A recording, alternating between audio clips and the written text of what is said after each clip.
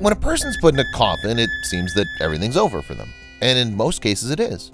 But sometimes miracles happen, and people who were pronounced dead wake up at their own funerals, come to their senses before cremation, or literally rise from their graves. This episode is all about such miracles. This is Infinity, and today I'll tell you about people who woke up in their coffins. Yasmin Banu. On January 17th this year, an Indian woman, Yasmin Banu, passed out in her home. Yasmin's brother took her to the hospital. The doctor examined her and said she needed emergency surgery, but refused to treat her because the hospital didn't have enough beds. The next day, the brother transported his sister to a private hospital on the recommendation of the ambulance driver.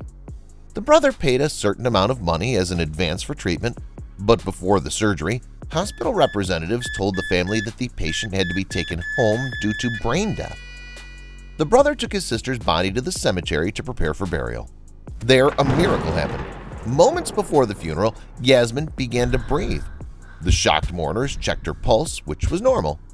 The woman was given water and taken to a private hospital where a doctor examined her and began treatment. As far as is known, Yasmin is fine now. Although she went through hell, the most important thing is that everything ended well. Not long ago, in July of this year, a surprising event took place in Lebanon. A man was being buried in the town of Hermel in the province of Bekaa. As the funeral process began and the relatives began to pay their last respects to the deceased, they suddenly noticed that the man woke up. He moved and began to breathe. The people presenting at the funeral immediately rushed to save the Lebanese and gave him CPR, after which they called an ambulance. Immediately after the paramedics arrived at the cemetery, the Lebanese was handed over to them. They took him to the hospital, where the man was pronounced alive and given full therapeutic care. He was released sometime later. The Lebanese man is now all right. It's unclear how he was initially presumed dead. Angelo Hayes. In 1937, a 19-year-old guy from France named Angelo Hayes had a serious motorcycle accident. He crashed into a brick wall and died, seriously injured. More precisely, that's what everyone thought. There was little doubt in the medical community that he was dead, but the insurance company became suspicious when they discovered that Angelo's father had insured his son's life for 200,000 francs. Anyway, Angelo was buried, but the insurers wouldn't let up. An inspector was called to the cemetery at their request, and 2 days after the funeral, the coffin containing Angelo's body was lifted to the surface. Angelo was alive. His heart was beating slowly, but his body was warm. The guy was rushed to the hospital where it was discovered he'd fallen into a coma after the accident. That's what helped him to survive being confined in a coffin, as his body was using less oxygen. Fortunately, Angelo's story ended well. He was rehabilitated and fully recovered, became a local celebrity, and even set up his own coffin business. He designed a coffin from which you can get out in case of a mistaken burial. What would be more epic than waking up in your own coffin? Probably waking up in it twice. History knows such crazy cases too. Stay tuned to learn about the woman who was pronounced dead twice and then woke up in her coffin, as well as learn about other people who literally came back from the other side. Shakuntala Gaikwad. You may know that since the pandemic began, there have been mass cremations in India for people who have died of the coronavirus. A woman named Shakuntala Gaikwad was almost cremated along with the others who died, but she was lucky. The woman tested positive for the coronavirus this spring, and her family took her to the hospital. But the hospital had no room for the woman, and doctors refused to admit her. Outside the hospital, Shakuntala lost consciousness, and her family mistakenly believed she had died. The family had made all necessary arrangements for her cremation. As she was being carried to the funeral pyre in her coffin, she suddenly awoke and began to cry, having scared and delighted all the members of her family. Fortunately, Shakuntala was eventually admitted to the hospital where she received the treatment she needed. The doctors say she may have been in a coma for a short time, which is why her family didn't realize she'd been alive the whole time. Shakuntala's case is not the only one of its kind. This spring, a similar case happened on the other side of the world. A Brazilian man was diagnosed with coronavirus. The disease was severe. At one point, the man had to be transported to the hospital in a bad condition. By the time the patient was under treatment, the doctors already knew that things were bad. And since Brazilian hospitals had a serious bed shortage, no one showed any zeal in his treatment. The disease progressed so rapidly that at one point doctors thought the patient was dead and sent his body home to his relatives. One of the Brazilian's female relatives promptly organized a funeral. However, the patient's suspicious relatives decided to make sure that their loved one was really dead. To do this, the relatives of the deceased opened the coffin. It was the right thing to do. The man woke up in the coffin and quickly regained consciousness. As far as is known, he soon recovered from his illness. Essie Dunbar. In 1915, tragedy struck the Dunbar family from South Carolina when 32-year-old Essie was pronounced dead after an epileptic seizure. Her body was put in a coffin and was to be buried the next day at 11 a.m.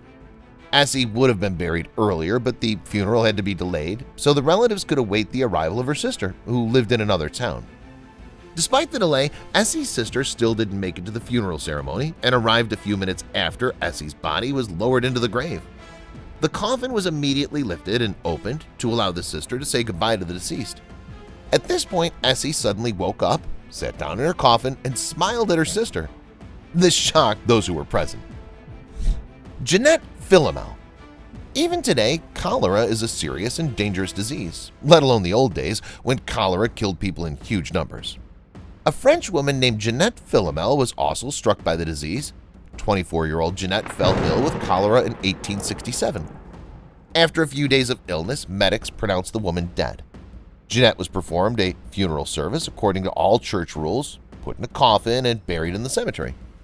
When the process of burial was nearing its end, the grave digger heard a faint knocking sound coming from under the ground. It was decided to promptly lift the coffin. When the coffin was lifted to the surface, the doctor arrived and found that Jeanette was awake. He noticed a faint heartbeat and breathing and scratches on her hands.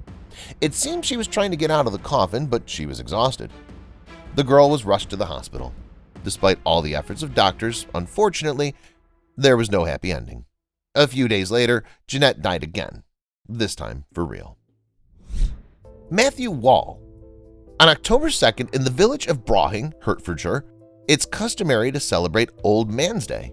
But this holiday is not dedicated to all elderly people at all, but to one particular man, Matthew Wall, who was nearly buried alive on October 2nd, 1571. Matthew Wall was pronounced dead shortly before his own wedding. He was put in a coffin, and the coffin was carried to the village church.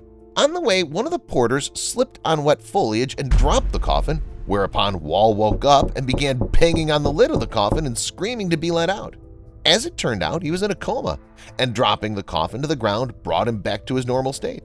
Despite the experience, Wall lived another 24 years and didn't die until 1595. In his will, Wall requested that the church bell be rung at all funerals, weddings, and the 2nd of October each year.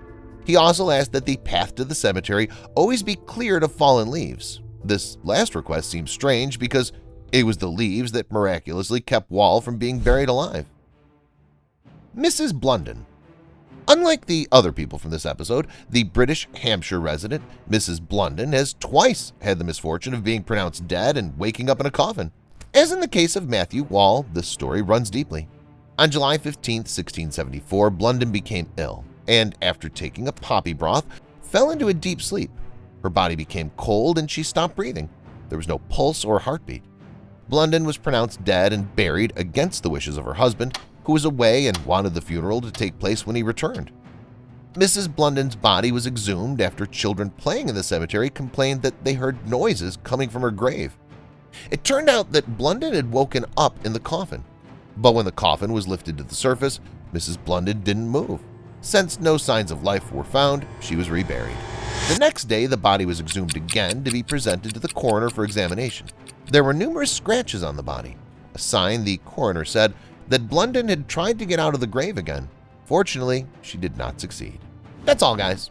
Which story from this episode impressed you the most? Let me know in the comments. Thank you for watching, and see you later.